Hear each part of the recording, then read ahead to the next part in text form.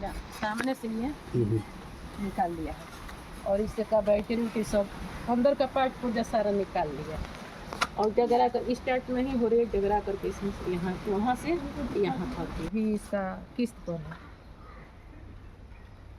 खबर यूपी के बलिया से है, जहां बलिया के सिकंदरपुर थाना क्षेत्र के भाटी गांव में ग्राम प्रधान विनोद वर्मा के खिलाफ राकेश राय ने जिलाधिकारी से शिकायत की है। शिकायतकर्ता की पत्नी का आरोप है कि ग्राम प्रधान विनोद वर्मा मनरेगा में धांधली किया है, जिससे नाराज ग्राम प्रधान ने घात लगाए पहले से बैठे थे कि तभी राकेश राय अपनी दुकान से पैसा लेकर घर जाते समय लोहे की रॉड से सिर में पीछे से हमला कर दिया, जिसपे राकेश राय गंभीर रूप से घायल हो गए। उसके बाद थाने पर गए, जहां पुलिस मेरे पति को थाने पर बैठाई है और मेरा बाइक जो किस्त पर लिया गया था उसको भी तोड़ फोड़ किया गया और मेरे पति से 15,000 रुपये भी छीन लिया गया। हमारे गाँव की पोखरी में मनरेगा से 15 मजदूर काम कर रहे हैं और 66 लोगों का मस्टर रोल दिखा रहा है, जिसकी शिकायत के बाद हमारे पति पर हमला कर दिया। जबकि मैं पुलिस प्रशासन को सूचना दे चुकी हूं कि कभी भी प्रधान मेरे पति की जान माल का खतरा है। अभी तक मेरे पति का इलाज तक नहीं किया गया। क्या मामला हुआ है? सर, मेरा नाम रेणु राय है, पत्नी राकेश कुमार राय की वाइफ हूँ। सर, मेरे पति राकेश कुमार राय कल शाम को कोई सीमेंट बालू की चूँकि दुकान है भाटी चट्टी पर, घर से करीब 6 बजे के करीब गए पैसा लेने के लिए। 15,000 रुपया कोई दिया और उधर से ले करके आ रहे थे घर।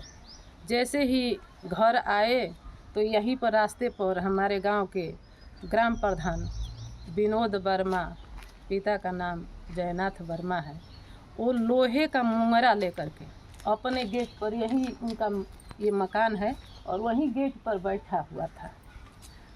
अब उधर से जैसे ये आए तो अपना घात लगाए बैठा हुआ था और एक बैग आकर के गाड़ी रोक लिया और मुंगरे से इन पर वार करने लगा हमारे पति के ऊपर।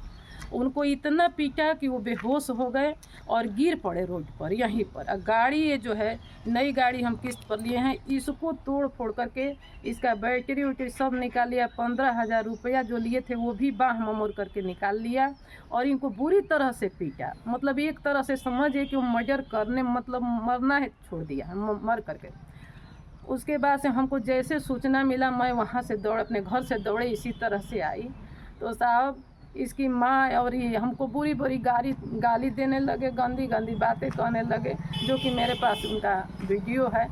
बुलाती है, हम लोग जाते हैं। ऐसे नहीं होता है, ऐसे ही जब होता है, जब मारपीट किया तो चलिए बैठिए। मारपीट वो उसको भी बुला, वो वहीं है, थाने पहुंच गया। इंस्पेक्टर साहब बताएं, आज चलिए आइए। ठीक है, चलो चलो अब आइए, बाइक से चल नहीं आइए बैठिए। इतने लोग मिल करके मारे हैं, इतने लोग मिल करके मारे हैं, सभी लोग समझ बुझ करके और साजिश करके मारे हुए हैं लोग।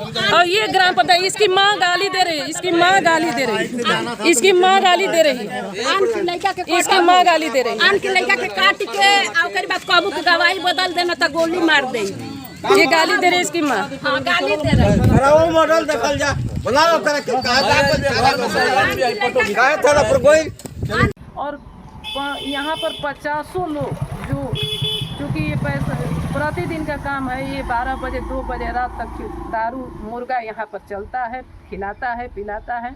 ग्राम प्रधान है, इसके पास पैसे हैं और इसका दबंगई इतना है कि इसके सामने कोई एक शब्द बोलने को तैयार नहीं है कि ये गलत काम। और कारण ये है कि ये गांव के मनरेगा के तहत हमारे गांव के पोखरे में काम करवा रहा था, उसमें 10 से 15 लोगों को रखा है, जबकि 66 लोगों का मस्टरोल फर्जी तरीके से भरा है। हमारे पति एक एप्लीकेशन लेकर के दिए, इसी खीसी उनको जानलेवा हमला उसको जड़ से मिटाने के लिए वो प्रतिबद्ध है। चाहे जब उनकी घटना, पहले भी हम सिकंदरपुर प्रशासन को हम सूचना दे चुके हैं कि हमारे पति को जान माल की खतरा है, लेकिन इसके बावजूद इसका हमें डर था, इसने किया। हमने मौके पर पुलिस को फ़ोन किया, पुलिस 100 नंबर आई, लेकिन ये दबंग के मारे पुलिस के साथ नहीं गया, अपने 4 चक्का से गया।